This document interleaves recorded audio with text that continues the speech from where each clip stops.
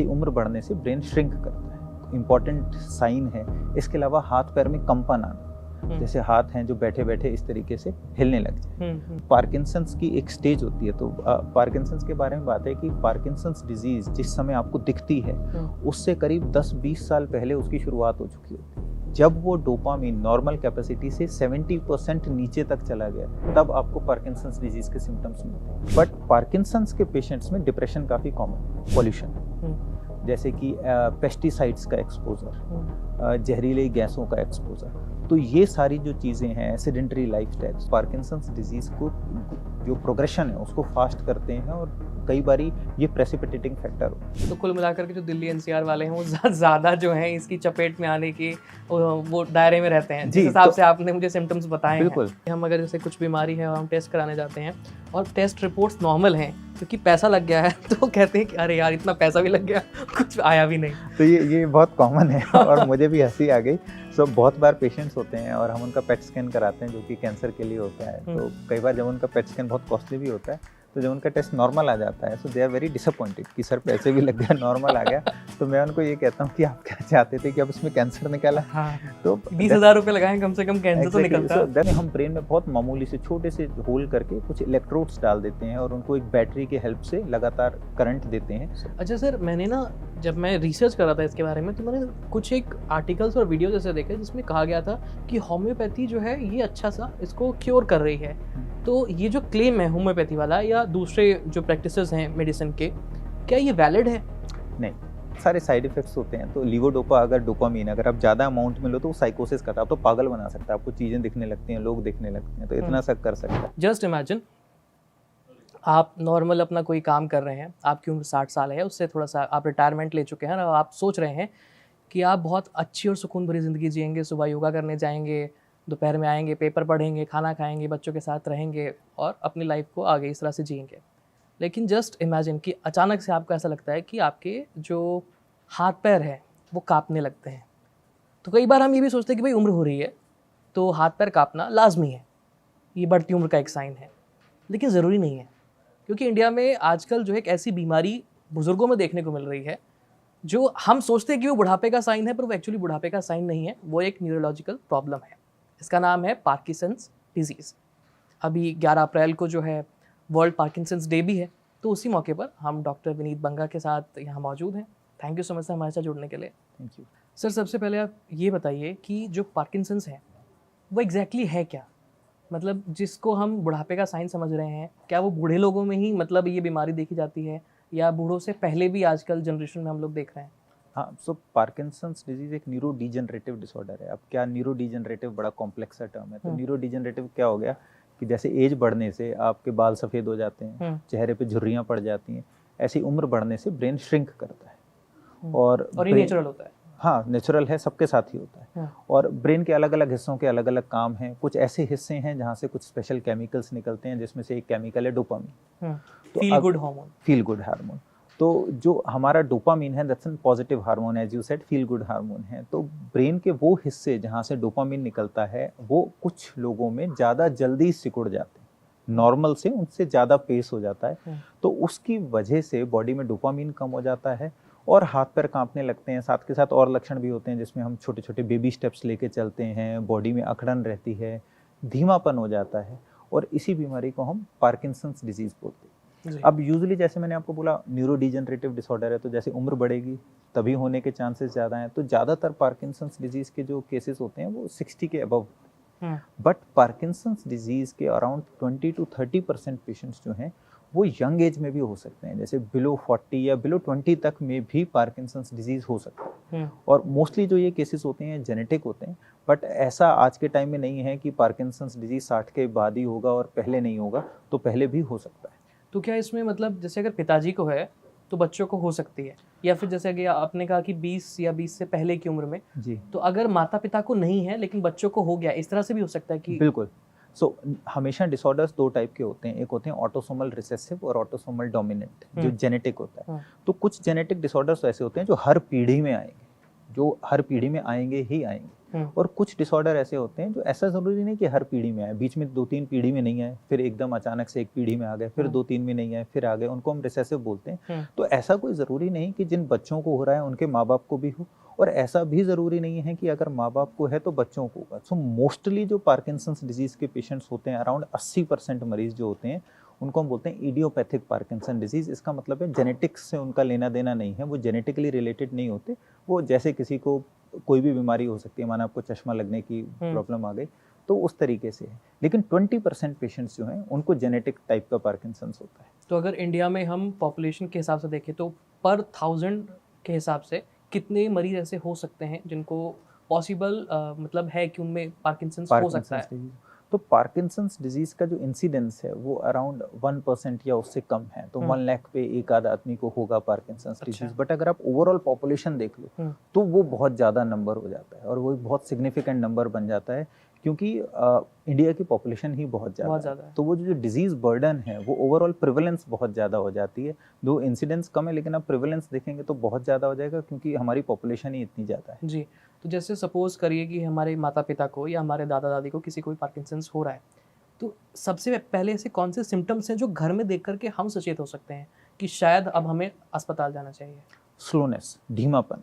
और धीमापन ऐसा कि वो बिल्कुल मतलब थोड़ा तेजी से बढ़ रहा है, ऐसा नॉर्मल धीमापन नहीं है कि आपके जो दादा दादी हैं या नाना नानी हैं, जो उनसे फादर मदर हैं, उनसे जो काम करने की स्पीड है वो कम हो गई है। जितना तेजी से वो पहले काम कर पाते थे, फर्ज करें आप शेविंग कर रहे हैं तो शेविंग में आपको पहले 5-10 मिनट लगते थे, अब उसी शेविंग में आपको 20 मिनट लग गए।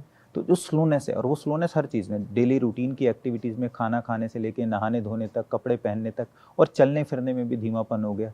तो धीमापन एक बहुत इम्पॉर्टेंट साइन है। इसके अलावा हाथ पैर में कंपन आना, जैसे हाथ हैं जो बैठे बैठे इस तरीके से हिलने लग जाए। और पार्किंसंस डिजीज़ में ज़्यादातर लोगों में बैठे बैठे हाथ हिलता है। तो अगर धीमापन आ रहा है, स्लो हो गए हैं और हाथ पैर कांपने लग गए हैं, आपको उनके चेहरे पे अब बदलाव सा दिखने लग गया है कि जो चेहरा एकदम मास्क लाइक हो गया है, मतलब देखते हैं तो बस देखते ही रह जाते हैं। इमोशनल जो एक चेहरे पे भाव होते हैं वो कम आने लग गए हैं। हम उसको अपनी भाषा में मास्क लाइक फेसेस बोलते हैं। तो ये मोस्ट कॉमन साइंस हैं जो आपको अर्ली दिखेंगे। सो स्लोनेस, जिसमें आदमी बहुत स्लो हो जाए, हाथ पैर में कंपन हो और अकड़न सा लगे शरीर, ये बहुत कॉमन। तो इसके अलावा क्या मतलब उनके व्यवहार में भी, क्योंकि डोपामीन जो है वो कम हो रहा है, तो क्या वो उदास रहने लग जाते हैं? मतलब बहुत सारे पेशेंट्स, तो पार्किंसंस की एक स्टेज होती है। तो पार्किंसंस के बारे में बात है कि पार्किंसंस डिजीज़ जिस समय आपको दिखती है उससे करीब 10-20 साल पहले उसकी शुरुआत हो चुकी होती है। तो ब्रेन में डोपामीन कम होता है, तो ऐसा नहीं कि आज आपका डोपामीन बनना कम हुआ तो कल आपको पार्किंसंस डिजीज हो जाएगी। जब वो डोपामीन नॉर्मल कैपेसिटी से 70% नीचे तक चला गया है, तब आपको पार्किंसंस डिजीज के सिम्टम्स मिलते हैं। तो बहुत सारे ऐसे सिम्टम्स होते हैं जो पार्किंसंस डिजीज के पेशेंट्स में इवन बिफोर ये जो आपको विजिबल सिम्टम्स देखे, स्लोनेस और हाथ पैर कांपना, इसके पहले सिम्टम आने लगते हैं। और उसमें से एक बहुत कॉमन सिम्टम है डिप्रेशन। सो जैसा आपने बताया, डोपामीन एक फील गुड हार्मोन है। तो जब डोपामीन कम होता है तो पार्किंसंस के बहुत सारे पेशेंट्स में डिप्रेशन की प्रॉब्लम होती है कि उनका वो डिप्रेस हो जाते हैं, ज़्यादा इमोशनल हो जाते हैं, या फिर उनका जो रिस्पॉन्सिवनेस है वो स्लो हो जाता है। जैसे पूरी बॉडी में चलना फिरना स्लो है, ऐसे ही जो मेंटल एक्ट्स हैं वो भी स्लो हो जाएंगे जी। जैसे आप उनसे कोई भी क्वेश्चन पूछोगे, so they will be slow to answer the same question या स्लो टू रिएक्ट। और वो जो रिएक्शन होता है कई बार वो भी अप्रोप्रिएट नहीं होता, वो आपको लगेगा कि डिप्रेस्ड हैं। कई बार रोने की प्रॉब्लम होना, मन उदास रहना, नींद नहीं आना, ये बहुत कॉमन नॉन मोटर और अर्ली सिम्टम्स हैं जो पार्किंसंस डिजीज पेशेंट्स में आते हैं। तो क्या डिप्रेशन भी एक ट्रिगर हो सकता है पार्किंसंस के लिए? डिप्रेशन की वजह से पार्किंसंस नहीं होता, बट पार्किंसंस के पेशेंट्स में डिप्रेशन काफ़ी कॉमन है। अच्छा, ओके समझ गया। तो ट्रिगर्स क्या हो सकते हैं इसके? हाँ, so mostly it's an idiopathic disease जिसमें हमारे बॉडी में एक जो एजिंग है वो रिलेटिवली फास्टर हो गई है, लेकिन कुछ उसके एनवायरमेंटल फैक्टर्स भी होते हैं, जैसे पॉल्यूशन, जैसे कि पेस्टिसाइड्स का एक्सपोजर, जहरीली गैसों का एक्सपोजर। तो ये सारी जो चीज़ें हैं, सेडेंटरी लाइफस्टाइल, सो ये सारे जो चीज़ें हैं ये पार्किंसंस डिजीज़ को जो प्रोग्रेशन है उसको फास्ट करते हैं और कई बारी ये प्रेसिपिटेटिंग फैक्टर होते हैं। तो कुल मिलाकर के जो दिल्ली एनसीआर वाले हैं वो ज़्यादा जो हैं इसकी चपेट में आने की वो दायरे में रहते हैं, जिस जी, हिसाब तो से आपने मुझे सिम्टम्स बताए हैं। बिल्कुल। और अगर पार्किंसंस डिजीज़ है भी तो उसका प्रोग्रेशन रिलेटिवली फास्टर होता है, क्योंकि एक तो फैक्टर हो गया कि जेनेटिक आपकी बॉडी में है कि आपकी एजिंग इस तरीके से हो रही है जी। कि डोपामाइन कम हो रहा है, लेकिन उसको और ज़्यादा फास्ट डिप्लीट कर देती हैं ये सब चीज़ें, जिसमें से कि पेस्टिसाइड्स, पॉल्यूशन, लाइफ़स्टाइल, इनसे बहुत फ़र्क पड़ता है। जी। अच्छा सर, क्योंकि ये ट्रीटेबल है, क्यूरेबल नहीं है, जी। तो क्या इस दिशा में अभी तक मतलब इंडिया में या इंडिया के बाहर कहीं कुछ काम चल रहा है? क्या कोई रिसर्च चल रही है, कोई टेस्ट चल रहे हैं कि जिस हिसाब से हम इस जो कंडीशन है इसको रोक सकें या इसको रिवर्स कर सकें? बिल्कुल। सो पार्किंसंस डिजीज़ में बहुत सारी रिसर्च चल रही है। जैसा कि मैंने आपको बताया, जब ये आपको विज़िबली दिखने शुरू हुए इसके लक्षण, हुँ, उससे 10-20 साल पहले से ये बीमारी शुरू हो गई है। हुँ, तो मेडिकल साइंस बहुत कोशिश कर रही है इस बारे में पता करने की कि हम किस तरीके से जल्दी इसका पता करके और इसको रोक सकते हैं। जी। दो अभी कुछ ऐसा नहीं है जो मैं आपको बता पाऊँ कि हम किसी एक ऐसे कंक्लूसिव एविडेंस पे पहुँच गए हैं, but very soon you will find कि हमको कुछ ऐसा मिल जाएगा जिससे कि हम पार्किंसंस डिजीज़ का जो आज होने वाली है उसका आज से 20 साल पहले पता करके उसको कंप्लीटली रोक देंगे, या उसका जो पेस है, उस जो बढ़ने का बीमारी का जो स्पीड है उसको स्लो कर देंगे। जी। सर अभी हाल-फिलहाल में जब हमारा बजट भी आया था, तो बजट में मेडिकल टूरिज़्म और उन सब चीज़ों के लिए सरकार ने अच्छा खासा एक अमाउंट एलोकेट किया था।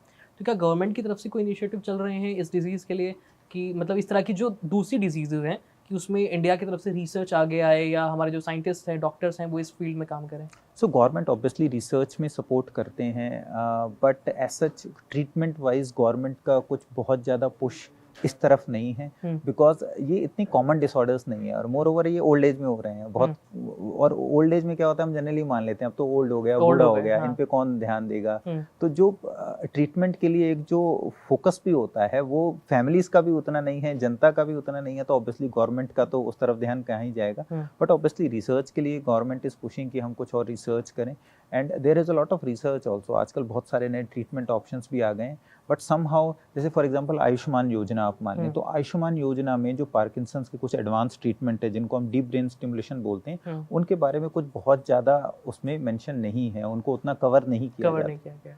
जी, सर जैसे किसी को अगर पार्किंसंस है या हमें ऐसा लग रहा है कि भई हमारे माता-पिता या दादा-दादी या बुज़ुर्ग जो हैं घर के, उनको ऐसा हो सकता है, तो कौन से ऐसे पॉसिबल टेस्ट हैं, जो हम या डॉक्टर जो हैं, जो ऑर्डर करते हैं, जिससे हम इस डिज़ीज़ को पकड़ सकते हैं कि शुरुआत हो चुकी है? शुरुआत में। तो एक तो बड़ी इंपॉर्टेंट बात है यहाँ पे, न्यूरोलॉजी है एज सच एक ऐसी स्पेशलिटी है हुँ, न्यूरो साइंस जिसमें टेस्ट का बहुत इंपॉर्टेंट नहीं है। हुँ, सो टेस्ट बहुत ज़्यादा इंपॉर्टेंस नहीं है। ज़्यादातर बीमारियों के डायग्नोसिस क्लिनिकल होते हैं जो डॉक्टर अपने स्किल के बेस पर आपको बताता है। हुँ, फॉर एग्जांपल पार्किंसंस के पेशेंट्स में अगर स्पेशली अर्ली पार्किंसंस है तो आप कोई भी टेस्ट करा लीजिए, एवरीथिंग विल बी नॉर्मल। हुँ, सिर्फ एक टेस्ट होता है जिसको हम बोलते हैं डैट स्कैन या फ्लोरोडोपा स्कैन, जो ब्रेन में डोपामिन के लेवल को बताता है। हुँ, अर्ली स्टेजेस में सिर्फ वही अब नॉर्मल आएगा, और वो हम करा के कंफर्म कर सकते हैं कि पार्किंसंस डिजीज है। हुँ, बट अदरवाइज कुछ ऐसे कॉमनली अवेलेबल टेस्ट नहीं है जो रूटीनली कराए जा सकें, बिकॉज फ्लोरोडोपा या डैट स्कैन जो मैंने आपको बताया, that's a costly test that cost you around 18 to 20,000 rupees. So it's not a simple and very cheap test. हुँ, तो ऐसा कोई आसान या बहुत रूटीनली करे जाने वाला टेस्ट आज की डेट में पार्किंसंस का नहीं है, other than one of the very cheap thing that you can do is consult a neurologist, हुँ, जो कि शायद 500,000 की कंसल्टेशन में ही आपको बता दे कि आपको सिम्टम्स हैं या नहीं है, जी, बिकॉज पार्किंसंस डिजीज का डायग्नोसिस आज भी क्लिनिकल है। जी, क्लिनिकल मीन्स डॉक्टर लक्षण देख के और आपको टेस्ट एग्जामिन करके बताता है कि जी। आपको पार्किंसंस डिजीज की प्रॉब्लम। जी, क्योंकि इसी से मुझे एक फ़नी एनेक्डोट भी याद आ रहा है, क्योंकि यूजुअली ऐसा होता है कि हम अगर जैसे कुछ बीमारी है और हम टेस्ट कराने जाते हैं और टेस्ट रिपोर्ट्स नॉर्मल हैं, क्योंकि पैसा लग गया है तो कहते हैं कि अरे यार इतना पैसा भी लग गया, कुछ आया भी नहीं। तो ये बहुत कॉमन है और मुझे भी हंसी आ गई। सो बहुत बार पेशेंट्स होते हैं और हम उनका पेट स्कैन कराते हैं जो कि कैंसर के लिए होता है, हुँ, तो कई बार जब उनका पेट स्कैन बहुत कॉस्टली भी होता है, तो जब उनका टेस्ट नॉर्मल आ जाता है, सो दे आर वेरी डिसअपॉइंटेड कि सर पैसे भी लग गए, नॉर्मल आ गया। तो मैं उनको ये कहता हूँ कि आप क्या चाहते थे कि अब इसमें कैंसर निकाला? हाँ, तो 20,000 रुपए लगाएँ कम से कम कैंसर तो एग्जैक्टली, निकलता। So that's a very poor mentality, I would say कि वो एक खराब मानसिकता है जो अभी अभी भी हमारी सोसाइटी में चल रही है। एक जो बहुत इंपॉर्टेंट चीज़ जो मैं आपको बताना चाहता हूँ, डिस्कस करना चाहता हूँ, वो है कि पार्किंसंस डिजीज़ एक बीमारी हो गई और एक होता है पार्किंसोनिज्म। पार्किंसनिज्म का मतलब क्या हो गया, ये जो धीमापन, शरीर में अकड़न, ऐंठन और हाथों पैरों में जो कंपन है, इन सिम्टम्स को मिला के बोलते हैं पार्किंसनिज्म। तो उसका मोस्ट कॉमन कारण तो पार्किंसन डिजीज है, जो उम्र की वजह से होता है। लेकिन पार्किंसनिज्म के और भी बहुत सारे कारण होते हैं जो कि आप ट्रीट कर सकते हो, रोक सकते हो, जिसमें से एक बहुत कॉमन है ड्रग इंड्यूस्ड पार्किंसन। ड्रग माने कुछ दवाइयाँ ऐसी होती हैं जिनको अगर आप लंबे समय तक ले लें तो आपको पार्किंसंस डिजीज हो सकती है। अच्छा। हाँ, और क्या होती हैं वो दवाइयाँ, जैसे जो मानसिक रोग की दवाइयाँ, एंग्जाइटी, डिप्रेशन की, साइकोसिस की दवाइयाँ जो होती हैं, उनको अगर आप लंबे समय तक लेते हैं तो बहुत सारी ऐसी दवाइयाँ हैं, सारी नहीं लेकिन बहुत सारी ऐसी दवाइयाँ हैं जो पार्किंसन डिजीज कर सकते हैं। साथ के साथ जो पेट में कब्ज के लिए बहुत कॉमन दवाई खाते हैं, उसमें एक दवाई का नाम होता है लीवोसल्फराइड। जैसे आपकी दवाएं पेंटोसिड एल, गैनेटन, टोटल, ये सब करके दवाइयाँ आती हैं, जो उसमें जो लीवोसल्फराइड सॉल्ट होता है या इटोप्राइड सॉल्ट होता है, वो अगर आप 4 हफ्ते से ज़्यादा खा लें तो आपको पार्किंसंस डिजीज हो सकता है। एक बहुत कॉमन दवाई है जो उल्टी के लिए यूज़ की जाती है, स्टिमिटिल, प्लोकोलपेराजीन होता है उसमें, तो उसको अगर आप ज़्यादा खा लें तो उससे भी आपको पार्किंसंस हो सकता है। सो ये जो कारण हैं, इनको आप डेफिनेटली, ये रिवर्सिबल भी हैं, ये ट्रीटेबल भी हैं, और ऐसे और बहुत सारे कारण हैं, जैसे चोट लगने की वजह से कारण पार्किंसंस हो सकता है। पुराने टाइम में बोला गया था कि बॉक्सर्स में पार्किंसंस बहुत कॉमन था, क्योंकि उनको रिपीटेड पंच लगते हैं, तो उसकी वजह से उनके ब्रेन में डैमेज हो गया। Muhammad Ali had Parkinson's because of boxing. तो ये सब चीज़ें जो चोट लगने की वजह से हुआ, दवाइयों की वजह से होने वाला पार्किंसंस हुआ, या कई बार और कारण होते हैं जिनसे पार्किंसंस होता है, तो ये वो चीज़ें हैं जिनको आप प्रिवेंट भी कर सकते हो, और अगर आपको पता चला तो पूरी तरह से डायग्नोज करके क्योर भी कर सकते हो, क्योंकि अगर आपने वो दवाई हटा दी तो पार्किंसनिज्म क्योर हो जाएगा। पर जो मोस्ट कॉमन कारण है पार्किंसंस डिजीज, जो कि उम्र बढ़ने से हो रहा है, वो क्योरेबल नहीं है, बट वो बहुत अच्छे से ट्रीटेबल है। जी, तो सर ट्रीटमेंट के बारे में बात करते हैं कि सबसे बेस्ट ट्रीटमेंट मतलब इंडिया या बाहर, इंडिया के बाहर कहाँ मौजूद है, और एग्जैक्टली अगर पार्किंसंस एडवांस हो गया है तो उसका क्या ट्रीटमेंट रहेगा? तो एक बहुत इंपॉर्टेंट बात है कि आज के टाइम में इंडिया का मेडिकल फील्ड और जो मेडिकल इंफ्रास्ट्रक्चर है, वो इतना सफिशिएंट हो चुका है कि कोई भी ट्रीटमेंट ऐसा नहीं है जो आपको इंडिया के बाहर जाके कराना पड़ेगा और इंडिया में नहीं करा सकते। So most of the treatments India में अवेलेबल हैं, और पार्किंसंस डिजीज़ का जो मोस्ट कॉमन ट्रीटमेंट मोडेलिटी है वो है दवाई। आपके बॉडी में डोपामिन कम हो गया है तो आपको बाहर से डोपामिन का सप्लाई देना है, वो टैबलेट्स के फॉर्म में दे सकते हैं, और शुरू में 5 से 10 साल तक पेशेंट्स बहुत अच्छे से इन दवाइयों को रिस्पॉन्ड करते हैं। जब 5-10 साल निकल जाते हैं तो बॉडी में इतना डोपामिन कम हो जाता है कि अब हमें सपोर्ट करने के लिए, जैसे पहले तो हमने बाहर से 30-40% डोपामिन दिया, बॉडी में 30-40% है तो मिलजुल के काम चल गया, लेकिन एक स्टेज ऐसा आता है जब बॉडी का डोपामिन इतना कम हो जाता है कि जो हम बाहर से दे रहे हैं डोपामिन, वो सफिशिएंट नहीं होता। उस केस में दवाइयाँ काम करना बंद कर देती हैं, और उस टाइम पर एक सर्जरी होती है जिसको हम बोलते हैं डीप ब्रेन स्टिमुलेशन सर्जरी या डीबीएस सर्जरी। उसमें हम ब्रेन में बहुत मामूली से छोटे से होल करके कुछ इलेक्ट्रोड्स डाल देते हैं और उनको एक बैटरी के हेल्प से लगातार करंट देते हैं, जिससे कि ब्रेन एक स्टिमुलेटेड फेज में रहता है, और उससे पेशेंट, उसकी लाइफ होती है 25 साल। तो फिर वो चल के पेशेंट जो पार्किंसंस का है वो अगले 20-25 साल आराम से निकाल सकता है। तो ये कितना फ्रीक्वेंट करना पड़ता है जो आपने ट्रीटमेंट बताया? Sir it's just once in a lifetime. तो एक बार आपने इलेक्ट्रोड डाल दिया, उसकी लाइफ 25 साल है। अगर माना बैटरी खत्म भी हो गई तो 25 साल बाद या 20 साल बाद बैटरी खत्म हो जाएगी। कुछ नॉन रिचार्जेबल बैटरीज भी आती हैं जिनकी 5-7 साल लाइफ होती है, बट 25 साल वाली भी आती है। तो अगर किसी को दवाइयों से रिस्पॉन्स आना कम हो गया है पार्किंसंस डिजीज में, तो उनको फिर डीप ब्रेन स्टिमुलेशन एक बहुत इंपॉर्टेंट ट्रीटमेंट ऑप्शन है जो उनको करा लेना चाहिए, और it's in once in a lifetime. तो ये कॉस्टली पड़ेगा मतलब काफी? ये थोड़ा कॉस्टली होता है। इसका आज के टाइम में अप्रॉक्सीमेटली कॉस्ट हमारे सेंटर पे अराउंड 18 से 20 लाख रुपए है। जो चार्जेबल नॉन रिचार्जेबल मशीन है वो करीब 9-10 लाख रुपए में हो जाते हैं। यस, बट उसमें क्या है, फिर आपको बैटरी चेंज कराना पड़ता है। द प्रॉब्लम इज कि जो आज की डेट में भी जो हम डीप ब्रेन स्टिमुलेशन के जो सामान आ रहे हैं, जो इलेक्ट्रोड्स आ रहे हैं, बैटरीज आ रहे हैं, जो सामान है, मोर देन 95% कॉस्ट जो मैंने आपको सर्जरी का बताया वो सिर्फ मशीन का है। अच्छा। प्रोसीजर कॉस्ट हार्डली 5% है। अब क्योंकि जो सारी मशीन्स हैं ये इम्पोर्टेड हैं, इंडिया में कुछ भी नहीं बन रहा, and that is the reason these things are costly. तो ये कॉस्टली ज़रूर है, लेकिन अगर आप ओवरऑल देखें over 25 years and when you compare it with the quality of life that it improves over time, तो फिर आपको लगता है कि it's really worth it. But आज के टाइम में कुछ गवर्नमेंट का सपोर्ट नहीं है बहुत ज़्यादा डीबीएस के लिए, और डीबीएस क्योंकि इम्पोर्टेड है तो बहुत महंगा भी है। So that's one thing that is stopping us from doing more डीबीएसएस।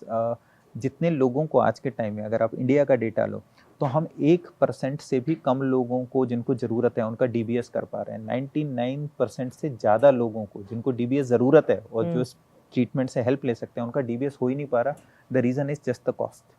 क्यों? और उसके बाद फाइनेंशियल कंडीशन है और Yes. लोगों की मेंटालिटी है कि बुजुर्ग हो गए हैं तो अब क्या ही ज़रूरत है। तो बुजुर्ग, हाँ, ये भी एक बहुत बड़ा कारण है कि ज़्यादातर पार्किंसन ओल्ड एज में हो रहा है। तो लोगों को लगता है अब ये 60 साल के हो गए तो बूढ़ी गाड़ी पे, कोई पुरानी गाड़ी पे इतना पैसा कोई नहीं लगाता ना, नई गाड़ी पे लगाता है। टैबलेट से काम चल रहा है। और जब टैबलेट काम करना बंद कर देते हैं तो मोस्टली बिकॉज पैसा बहुत ज़्यादा लग रहा होता है, तो बहुत बार स्पेशली रूरल इंडिया में लोग उतना पुश नहीं देते ट्रीटमेंट में। और आज से कुछ साल पहले तो इनफैक्ट डायग्नोसिस पे भी इतना ध्यान नहीं था कि पार्किंसन से, अच्छा बूढ़े हो गए हैं, हाथ कांप रहे हैं, कोई बात नहीं, तो ओल्ड एज में होता है, क्या इलाज कराना।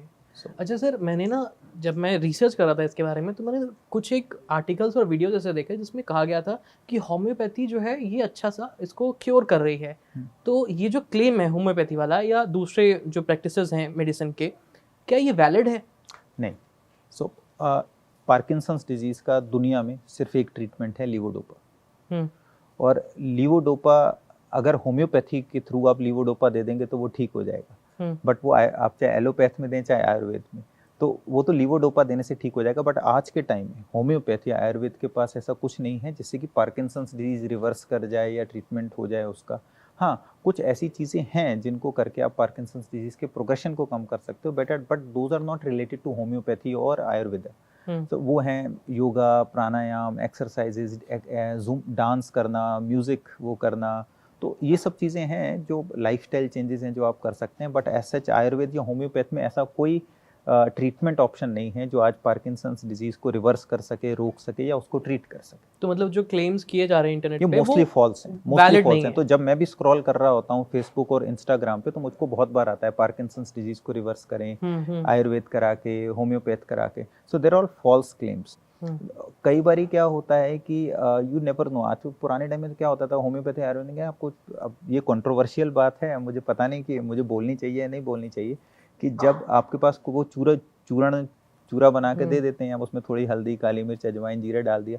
अब उस चूरे में है क्या, हो सकता है वो लीवोडोपा की टैबलेट ही चूरा करके दी गई हो और आपको वही काम कर रही हो। जो आपको एक चूर्ण बता के दिया जा रहा है वो एक्चुअली चूर्ण ना हो के वो डोपामिन का टैबलेट हो जो आपको दिया जा रहा है, थोड़ा और हल्दी, काली मिर्च, जीरा लगा के। और ऐसा हम लोग देखते हैं, जैसे मैं न्यूरोलॉजिस्ट हूँ तो हमारे बहुत सारे एपिलेप्सी के पेशेंट्स हैं जो देसी दवाई खा रहे हो, और हमने उन दवाइयों को, जो पुड़िया थी, उसको टेस्ट कराया अपने लैब में, तो उसमें सारी मिर्गी की दवाइयाँ निकली। तो कर क्या रहे थे लोग कि उन दवाइयों का चूर्ण बनाया, थोड़ा सा और एक्स्ट्रा उसमें से काली मिर्च, जीरा डाला और आपको दे दिया, ये बोल के कि ये होम्योपैथ है या आयुर्वेद है। But in actual sense they were not the homeopath और आयुर्वेद। वो एलोपैथ को मिक्स करके उसको उस तरीके से ट्रीट किया। जी। तो आज के टाइम में ऐसा कुछ नहीं है। May be research Ayurveda homeopath में भी होती है, हो सकता है आगे चल के कुछ हो जाए, तो ये नेवर नो। जी सर, चलते चलते लास्ट क्वेश्चन हमारा ये रहेगा, क्योंकि आप इतने साल से मरीजों को ट्रीट कर रहे हैं और आपने इतनी सारी चीज़ें बताई, तो क्या कुछ ऐसी पेशेंट स्टोरीज़ कुछ एक आप ऐसी बता सकते हैं कि किस तरह से, ताकि हमारे ऑडियंस समझ पाए कि पार्किंसंस होना एक कितनी गंभीर बात है, और एज अ फैमिली मेम्बर अगर आपके किसी परिजन को इस तरह की कोई बीमारी है तो आप उसको कैसे ट्रीट कर सकते हैं? कोई पेशेंट स्टोरी अगर आपके पास हो तो मैं आपको बहुत कॉमन एग्जांपल बताता हूँ। मेरे पास एक फोटोग्राफर आए थे जो फ़ोटो लेते थे, एंड ऐसे और भी एग्जांपल हैं, मैं आपको एक एग्जांपल शेयर कर रहा हूँ। तो ही यूज़ टू टेक फोटोज़। तो अब फोटोज़ में आपको ना स्टिल रहना होता है, और पार्किंसंस डिजीज़ में ट्रेमर आता है जब आप उस समय आपका हाथ स्टिल है, उसी समय ज़्यादा ट्रेमर आता है। तो वो जब फोटो लेते थे तो उनको बहुत ट्रेमर होने और उनको काफ़ी वो परेशान थे उस ट्रेमर से। बहुत सारे उस जो हाथ पैर के कंपन है उनका इलाज भी कराया, इवेंचुअली दे कंसल्टेड मी। अब उनका ये नौबत आ गई थी कि जो फोटोग्राफर, जो ओनली सोल मेंबर था, जो अर्निंग मेंबर था, उसकी नौकरी पे खतरा आ गया था, बिकॉज वो फोटोग्राफर है, अब फोटो ही ब्लड आ रहे हैं तो क्या फोटो। तो जब वो उनकी नौकरी जाने वाली थी, and he came to me कि सर मेरे को ये कंपन आ रहे हैं, आप कैसे भी करके इनको ठीक करो। We diagnosed him to be having Parkinson's disease and when just gave him tablets of levodopa, जो कि हार्डली 2 रुपए की गोली है, ठीक है। और वो देते ही उसके ट्रेमर्स वगैरह सब ठीक हो गए, उसके पार्किंसंस के सिम्टम्स बेटर हो गए, and he could sustain his job. आज के टाइम में भी वो जॉब कर रहे हैं, वेडिंग फोटोग्राफी भी करते हैं और सब कुछ करते हैं, and he is doing fine. So ये एक एग्जाम्पल है जिसमें कि आप पार्किंसंस डिजीज़ कितना ख़राब आपके लिए कर सकती है, कितनी प्रॉब्लमेटिक हो सकती है। एक और एग्जांपल बताता हूँ कि एक पेशेंट हमारे पास है, मेरे पास बेड रिडन, बिस्तर पे लेटे हुए, उनको बेड सोर हो गए थे। ऑलरेडी लेटे लेटे जख्म हो गए थे लेटने की वजह से, और मेरे पास आए कि डॉक्टर साहब ये चलते नहीं हैं, इनको पहले धीमे हुए और अब धीरे धीरे बेड रिडन हो गए हैं, चल नहीं रहे हैं, क्या करें, हमें तो कुछ हो नहीं रहा। मैंने उनको एग्जामिन किया और मैंने देखा कि तो पार्किंसंस डिजीज है। मैंने उनको दवाई दी, आप बिलीव नहीं करोगे 2 दिन बाद वो पेशेंट चल के आया मेरे पास, जो कि 1 साल से बेड रिडन था, क्योंकि परिवार वालों ने ये मान लिया था कि अब ये तो बेड रिडन हो गए, बुढ़ापा हो गया, ठीक नहीं होंगे। था उनको पार्किंसंस, और जस्ट 2 रुपए की गोली ने उनको नॉर्मल कर दिया। एंड आज 6 साल हो गए हैं उस पेशेंट को, मुझे देखिए आज भी वो मेरे पास आते हैं, still he is doing fine with the tablets. May be उनको आगे चल के डीबीएस की ज़रूरत पड़े, बट यू कैन अंडरस्टैंड कि घर वालों ने मान लिया था कि इसको तो बेड सोर हो गए, अब इनका क्या ही ट्रीटमेंट करना है। दे केम टू मी कि सर एक बार आपको दिखा लेते हैं, आपके बारे में सुना है तो, and it changed his life. So ये स्टोरीज हैं जो बताती हैं कि पार्किंसंस डिजीज़ कितना ज़्यादा डिबिलिटेटिंग हो सकता है, डिसेबलिंग हो सकता है, और कैसे अगर आप टाइमली प्रॉपर ट्रीटमेंट कराओ तो कैसे आपकी लाइफ पूरी तरह से चेंज हो सकती है। मतलब from somebody who was bedridden having bed sores to that patient walking now in the fields, खेती कर रहा है वो बंदा, तो और क्या चाहिए आपको जी। सो और हम सब यही चाहते हैं कि जब हम बूढ़े हों तो हम एक हैप्पी एजिंग की तरफ जाएं, एक ग्रेसफुल एजिंग की तरफ जाएं। हम में से कोई नहीं चाहता कि हम एक डिपेंडेंट स्टेज में रहें, अपने घर वालों पे डिपेंडेंट हों। और पार्किंसंस डिजीज़ एक ऐसी बीमारी है जो आपको ऐसा नहीं कि आपकी जान ले लेगी, लेकिन आपको डिसेबल कर देती है, आपको दूसरे लोगों पे निर्भर बना देती है। और इतना आसान और सरल इलाज हैं इसके, इतने अच्छे ट्रीटमेंट ऑप्शंस हैं, तो उनका ऑब्वियसली हमको ट्रीटमेंट कराना चाहिए सही से डायग्नोज करके, and that can change your life. बिल्कुल सर। सर चलते चलते मतलब मैं ये सलाह भी देना चाहूँगा अपने जो ऑडियंस है उनको, और आपसे भी जानना चाहूँगा कि जो जिस टैबलेट के बारे में आप बात कर रहे हैं उसको ओवर द काउंटर मत लीजिए, क्योंकि हाँ, बिना डॉक्टर के प्रिस्क्रिप्शन के इस तरह की कोई भी दवाइयाँ जो हैं वो आपकी बॉडी के लिए ठीक नहीं होती है। और बाकी सर आप बता ही दीजिए ऑडियंस को कि अगर आपने अपनी मर्जी से लिया तो फिर क्या हो सकता है। तो बहुत सारे साइड इफेक्ट्स होते हैं। तो लीवोडोपा अगर डोपामीन अगर आप ज़्यादा अमाउंट में लो तो वो साइकोसिस करता है, आप तो पागल बना सकता है, आपको चीज़ें दिखने लगती हैं, लोग दिखने लगते हैं, तो इतना सब कर सकता है। तो ऐसा नहीं कि जो जिसको हर कंपन को ये भी नहीं मान लेना चाहिए कि वो पार्किंसन है, हर स्लोनेस को ये नहीं मान लेना चाहिए कि वो पार्किंसन हो सकता है। बीपी भी लो आपका, हो सकता है, हाँ बहुत और कारण हो सकते हैं। हो सकता है आपके स्पाइन में प्रॉब्लम हो सकता है आपकी ब्रेन में कुछ प्रॉब्लम हो सकता है ब्रेन में सूजन हो, ट्यूमर हो, कुछ और प्रॉब्लम हो।